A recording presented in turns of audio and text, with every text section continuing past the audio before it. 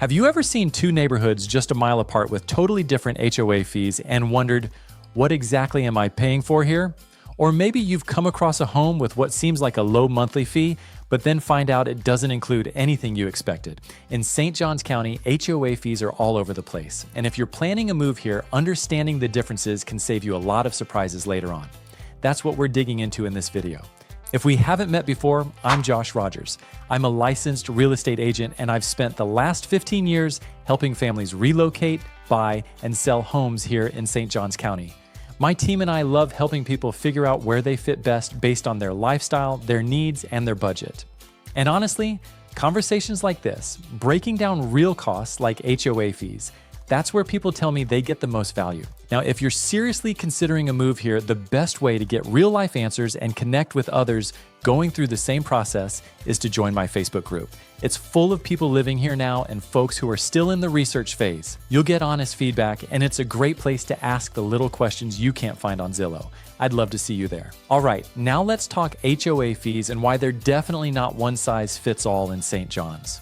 First off, HOA fees are not just some random number a neighborhood pulls out of thin air. In most cases, they're a reflection of what's being provided and maintained for the community.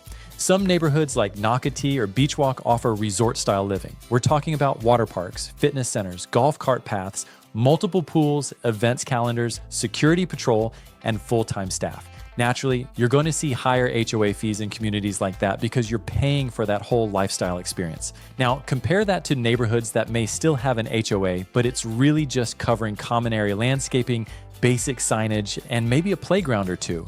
Places like Aberdeen or certain sections of Julington Creek Plantation might fall more into this category.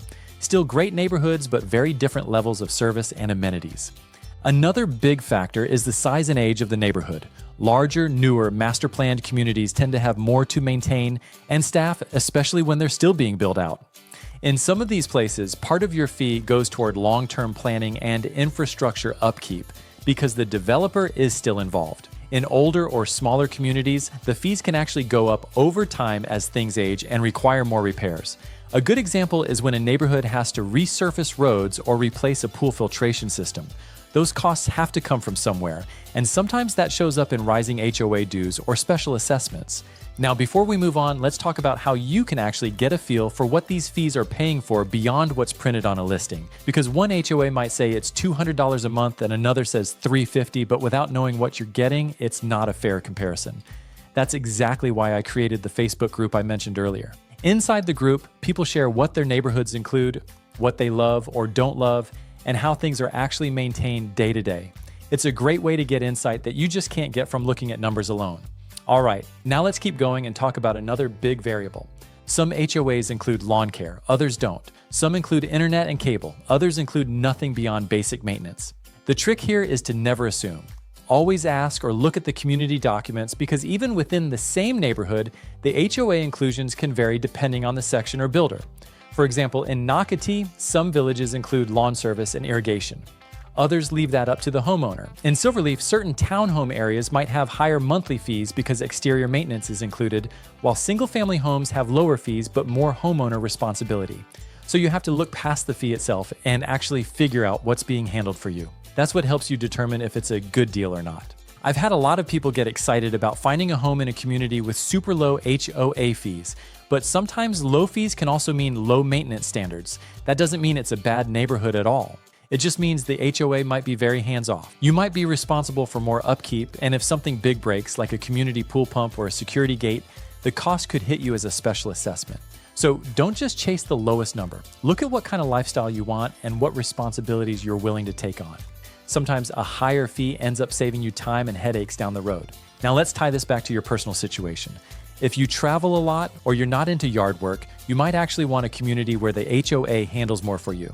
If you love to DIY and prefer more independence, a low-fee, low-regulation neighborhood might feel just right. That's why I always tell people to start with your lifestyle preferences and then work backward into which communities fit that style.